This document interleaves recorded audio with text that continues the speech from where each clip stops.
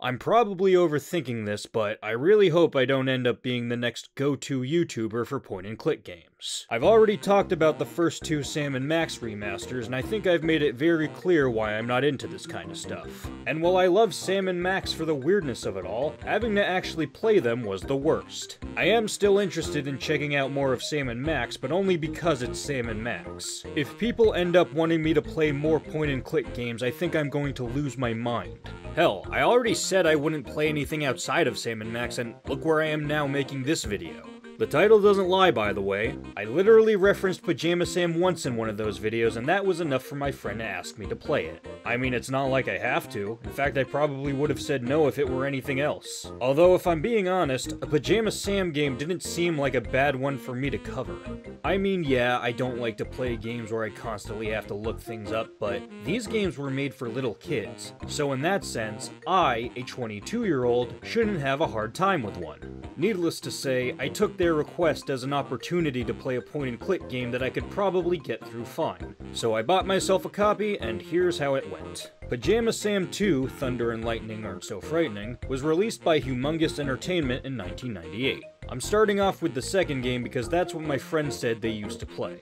At least I think. They texted me the rainy day one. I doubt they meant the one with the talking food. It's a point-and-click game where you take control of the title character. Pajama Sam! Where have I heard that voice before? That's my purse! I don't know you!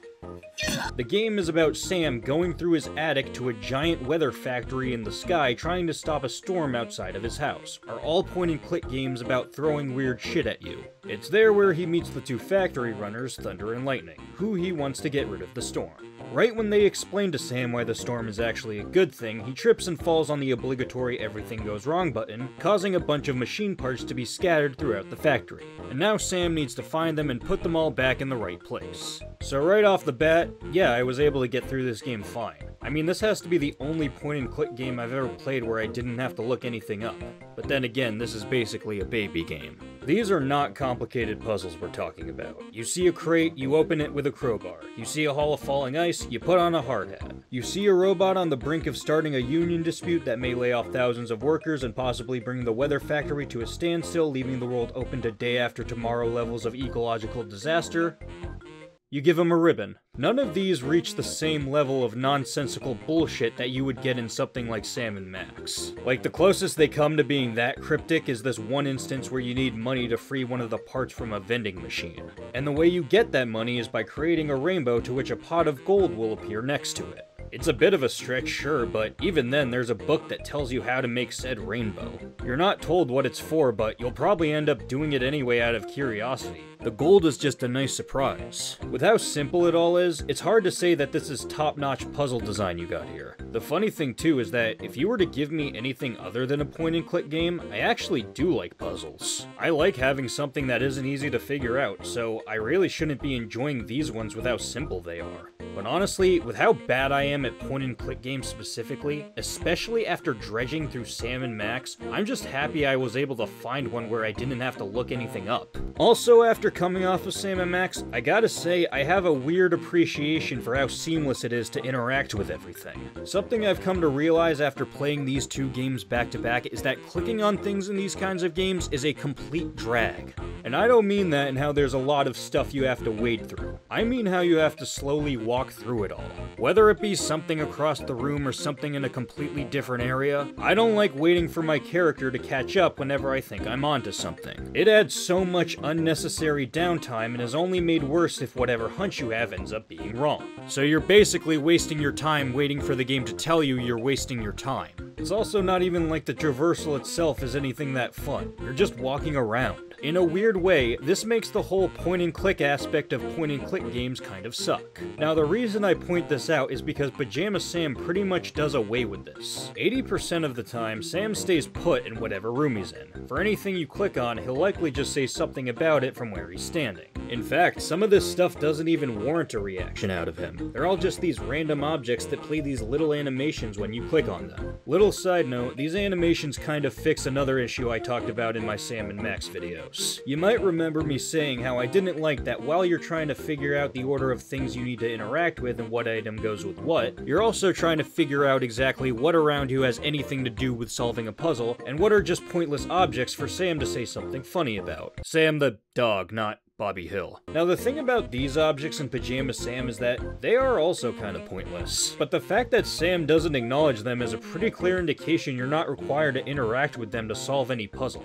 Anyway, back to what I was saying, Sam only moves around the room if it's something important, like if you're picking up an item or using it with a compatible object. You do also go between rooms in this game, so of course there are animations for that, but when you realize these animations can be skipped with no loading time, getting from point A to point B becomes instantaneous. Although ironically, you might be heartfelt not to skip any of it. Sam doesn't just walk from place to place, he hops, slides, parachutes, and they're all their own unique animation as opposed to a reused walk cycle. Now the reason I'm covering simple character movement for a good 40% of this script, Jesus, is that I strangely feel like I could have gotten through Sam and Max fine if I didn't have to wait around so much walking. The fact that I didn't have to here just made me more willing to try solutions to puzzles that might not work. I'd be risking no time going from place to place doing it. Come to think of it, there are some puzzles in Sam and Max where you don't have to walk around. You're more so stuck in one spot trying to figure your way out, and I usually got through those ones fine. Not all, so ultimately I guess the puzzles really are just that hard, but I do think I wouldn't have resorted to walkthroughs as often as I did if I didn't have to worry about any downtime just to see if I'm right or wrong about something. Saying it out loud, this stuff makes a lot more sense in my head, but just know you don't have to wait for Sam to catch up with you in this game, and I'm all for it. Overall, this game pretty much fixes everything I didn't like about Sam and Max, and as embarrassing as it is to say over something made for little kids,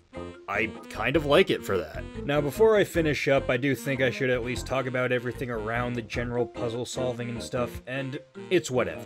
The visuals are a bit of a mixed bag if you ask me. The backgrounds are great, albeit maybe a bit too detailed for clarity's sake, but the animations can be pretty jank with how choppy they are. Although come to think of it, I'm pretty sure this went for pretty much any point-and-click game during this era. The story too doesn't really stand out. I mean, I didn't dislike it, but it's just very clearly aimed at kids. The plot is very straightforward, there are no high stakes, the characters are very friendly. I did like the imagination of it all, and I guess you can say there is a bit of a strange factor here similar to that of Sam and Max, but it doesn't really poke fun at itself for it like those games would. Honestly, the most I got out of this story was reading into things the writers probably didn't intend. Like, I'm pretty sure everything here is supposed to be in Sam's imagination, but I think it's funnier to imagine that this is a real place that he's only able to travel to because he's unknowingly a demon spawn, and that his accidental trip and fall was his predetermined fate to bring destruction to the world. Basically, if you're going to give me a lightweight story, I'm going to make stuff up for myself, and I'm going to do it in the darkest way possible.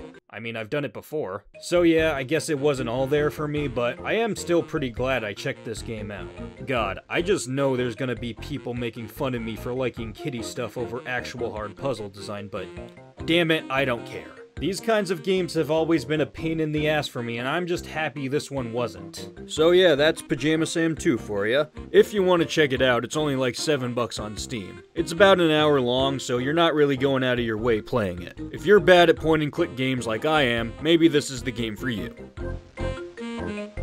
If you want to see more videos like these, then please subscribe, check out the channel, and share this video with your friends. My channel's been seeing some fast growth lately, and I want to see if I can't get to 100 subs by the end of the month. Thanks for watching and have a great day. Take care.